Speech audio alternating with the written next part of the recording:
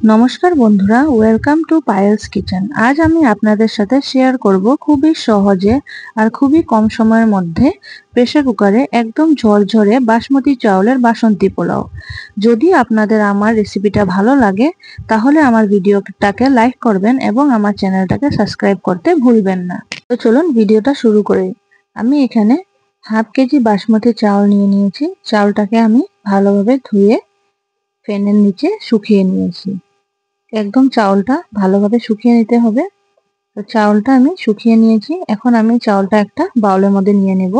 চাউলটাকে marinate করে নিতে হবে, যার জন্য আমি নিয়েছি আদা কুচানো, কাঁচা লঙ্কা কুচানো, একটি তেজপাতা আর কিছু গোটা গরম মশলা। আমি নিয়েছি কাজু ও কিশমিশ। এখন আমি এর মধ্যে দিয়ে দেব আদা কুচানো, তারপর আমি দিয়ে দেব কাঁচা লঙ্কা কুচানো। এখন আমি দিয়ে দেব ঘি। ঘি আপনারা আপনাদের মাপ মতন দেবে। আমি এখানে দিয়ে দিলাম 7 টেবিল চামচ মতো ঘি, কারণ আমি এখানে চাউলটা একটু বেশি নিয়েছি। তো ঘি আমি দিয়ে দিয়েছি। এখন আমি এর মধ্যে দিয়ে দেব নুন। আমি এখানে 2 টেবিল স্পুন নুন দিয়ে দিলাম। আপনারা আপনাদের স্বাদ মতো দেবেন। এখানে আমি 1 টেবিল স্পুন গরম মশলা গুঁড়ো দিয়ে দিয়েছি আর দিয়ে দিয়েছি 1 টেবিল স্পুন হলুদ গুঁড়ো। এখন চালটাকে ভালোভাবে মেরিনেট করে 15 থেকে 20 মিনিট রেখে দিতে হবে। তারপর আমি এখানে জলের মাপটা নিয়ে নিচ্ছি। তো এই গ্লাসটা দিয়ে আমি 2 গ্লাস চাউল নিয়েছি। তো আমি এখন এটা দিয়ে মেপে 3 গ্লাস জল নেব। তো মনে রাখতে হবে 1 গ্লাস চাউলে 1.5 গ্লাস জল। তো আমি এখানে 2 গ্লাস চাল নিয়েছি। তো আমি এখানে 3 গ্লাস জল দিয়ে দেব। চলুন রান্নাটা শুরু করি। তো তার জন্য আমি এখানে প্রেসার কুকার নিয়ে নিয়েছি। প্রেসার কুকারটা গরম হলে আমি এর মধ্যে দিয়ে দেব 2 টেবিল স্পুন ঘি। আর আমি এখানে কাজুগুলো প্রথমে ভেজে নেব। কাজুগুলো একটু ভাজা হয়ে গেলে তারপর আমি এখানে দিয়ে দেব কিশমিশ। তো কিশমিশটাকে ভালো করে ভেজে নিতে হবে। কাজু আর কিশমিশটা ভাজা হয়ে গেছে। এখন আমি এটাকে তুলে নেব। তারপর আমি দিয়ে দেব ঘি। ঘি আমি এখানে দিয়ে দেব 5 থেকে 6 টেবিল চামচ। তো ঘিটাও আপনি আপনাদের পরিমাণ মতনই দেবেন। আমি ম্যারিনেট করার সময়ও 7 থেকে 6 টেবিল চামচ ঘি দিয়েছি। এখানেও আমি 6 থেকে 7 টেবিল চামচ মতনে ঘি দেব।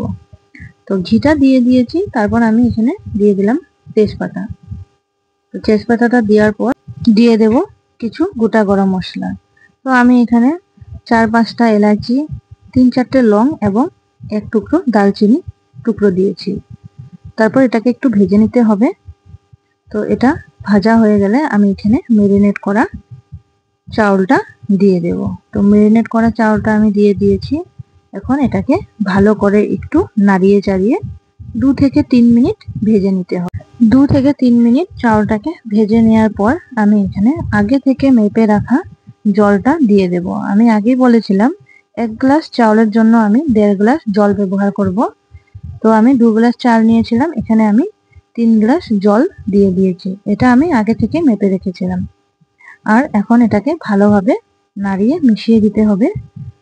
তারপর আমি এখানে দিয়ে দেব চিনি।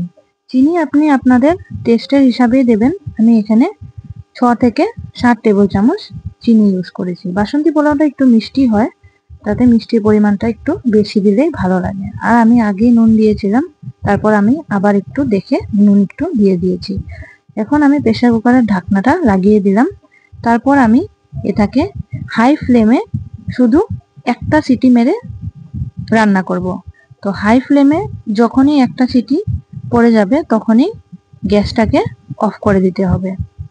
তো হাই ফ্লেমে 1 সিটি হয়ে গেছে। এখন আমি গ্যাসটা অফ করে দিলাম। তারপর প্রেসার কুকারটা যখন একদম ঠান্ডা হয়ে যাবে তখনই আমরা এটাকে খুলবো। প্রেসার কুকারটা ঠান্ডা হলে খুলবেন, তার আগে খুলবেন না। আর মনে রাখতে হবে যে হাই ফ্লেমে একটা সিটি। তারপর চেক করে নিতে হবে এটাতে কোনো রকমের ভাব যদি না থাকে তাহলে প্রেসার কুকারের ঢাকনাটা খুলে দেবেন। তো প্রেসার কুকারের ঢাকনাটা আমি খুলে দিলাম। দেখুন একদমই ঝরঝরে বাসন্তী পোলাও রেডি। আমি যে টিপসগুলো বলেছি এই টিপসগুলো ফলো করলে একদমই ঝরঝরে বাসন্তী পোলাও রেডি হয়ে যাবে। এই যে দেখুন, খুবই সুন্দরভাবে ঝরঝরে পোলাওটা রেডি হয়ে গেছে। তারপর আমি এখানে আগে থেকে ভেজে রাখা কাজু আর কিশমিশটা দিয়ে দেব। তো যদি আপনাদের আমার রেসিপিটা ভালো লাগে তাহলে আমার চ্যানেলটাকে সাবস্ক্রাইব করবেন এবং ভিডিওটাকে লাইক করবেন।